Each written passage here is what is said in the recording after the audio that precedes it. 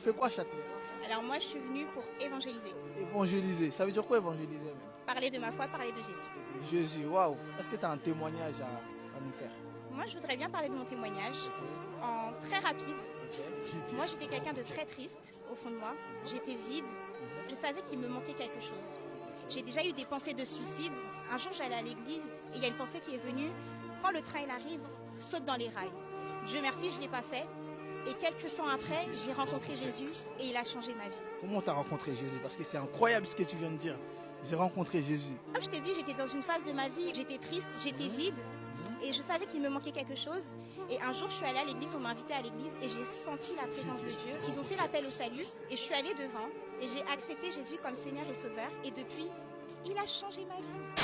C'est Jésus qui vit en moi. La Bible déclare que celui qui vit en moi est plus fort que celui qui est dans le monde. Christ en moi, l'espérance de la gloire. Alléluia. Tu donnes ta vie à Jésus, il va changer ta vie. Alléluia. On ne peut plus rester dans le monde. Je suis désolée, hein, je prends le micro. Vas-y. On ne peut plus rester dans le monde. Ce monde, il n'a rien à nous apporter. Mais Jésus, c'est le chemin, la vérité et la vie. Alléluia. Et nul ne vient à Dieu sans passer par le... Nul ne vient à Dieu sans passer par Jésus. Moi, j'ai juste un message à vous donner. Des fois, vous êtes vide, vous êtes là, vous sentez que... c'est parce que vous n'avez pas rencontré Jésus. À partir du moment où vous allez rencontrer Jésus, celui qui est le Sauveur, celui qui est le Seigneur, celui qui donne le souffle de vie, celui qui change, il va changer ton histoire. Parce que moi, il a changé mon histoire, il va changer la tienne. Alléluia. Mon caméraman coupe, c'est bon. La dame dit, j'étais vide, j'étais triste, il me manquait quelque chose. J'avais des pensées de suicide.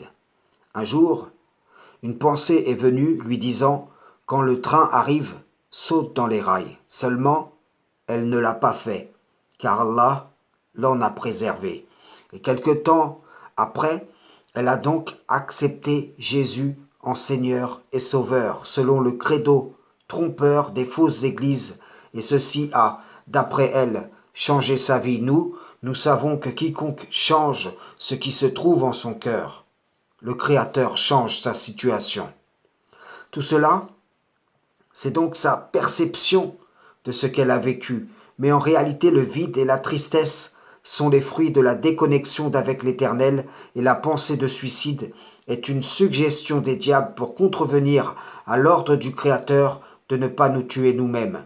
Derrière ces mots et ce témoignage, il y a un combat spirituel réel, car n'ayant pas réussi à lui faire mettre un terme à sa vie, le diable banni a tiré profit de son mal-être profond pour lui proposer un pacte qui va la tuer spirituellement.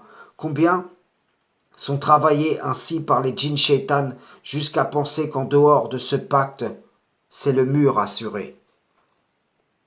La préservation de sa vie physique, elle va donc l'attribuer à un serviteur qui n'en est pas maître, un être créé qui n'est maître ni de la vie, ni de la mort, ni de la résurrection. Persuadée de devoir sa vie à celui qu'elle va associer au Créateur, après que celui-ci l'ait sauvée, elle va aussi lui attribuer la position de Tout-Puissant, jusqu'à l'attribut de celui qui donne le souffle de vie. Nous avons déjà expliqué que lorsque le Messie dit « Je suis le chemin, la vérité et la vie », nul ne va au Père que par moi. Cela s'inscrit dans le cadre de sa mission, car quiconque rejette celui que le Créateur a envoyé, c'est comme s'il rejetait le Créateur. Et quiconque reçoit celui que le Créateur a envoyé, il reçoit le Créateur lui-même. Des témoignages comme celui-ci, il y en a des tonnes et des tonnes. Et pour chacun d'entre eux, c'est une même ruse qui est employée à la base. Ce que vendent ces églises à ces âmes en détresse, c'est une reformulation trompeuse de ce qu'a dit réellement le Messie d'Israël. Et derrière cela, il y a le diable banni qui suggère contre ton vide, ta tristesse, le manque en toi et tes envies de suicide, je te vends un faux salut, dont tu vas être une des ambassadrices par ton témoignage. Matthieu 8, versets 34 à 38. Puis, ayant appelé la foule avec ses disciples, il leur dit, « Si quelqu'un veut venir après moi, qu'il renonce à lui-même, qu'il se charge de son fardeau et qu'il me suive. Car celui qui voudra sauver sa vie la perdra. Mais celui qui perdra sa vie à cause de moi et de la bonne nouvelle la sauvera. Et que sert-il à un homme de gagner tout le monde s'il perd son âme? Que donnerait un homme en échange de son âme? Car quiconque aura honte de moi et de mes paroles au milieu de cette génération adultère et pécheresse, le Fils de l'homme aura aussi honte de lui quand il viendra dans la gloire de son Père avec les saints anges. Voyez-vous, le commerce initial a été altéré pour reformuler la promesse divine en toute fausseté, au-delà du temps de la grâce en question. Le Messie n'est pas une rançon pour ceux qui s'en réclament aujourd'hui.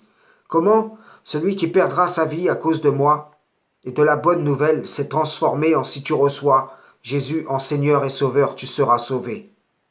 En réalité, le Messie d'Israël est ici en train de relayer une promesse du Créateur que va nous rappeler le Coran, Sourate 9, verset 111. Certes, Allah a acheté des croyants leur personne et leurs biens en échange du paradis. Ils combattent dans le sentier d'Allah, ils tuent et ils se font tuer. C'est une promesse authentique qu'il a prise sur lui-même dans la Torah, l'Évangile et le Coran. Et qui est plus fidèle qu'Allah à son engagement? Réjouissez-vous donc de l'échange que vous avez fait. C'est là le très grand succès. Frères et sœurs en islam, salam, shalom.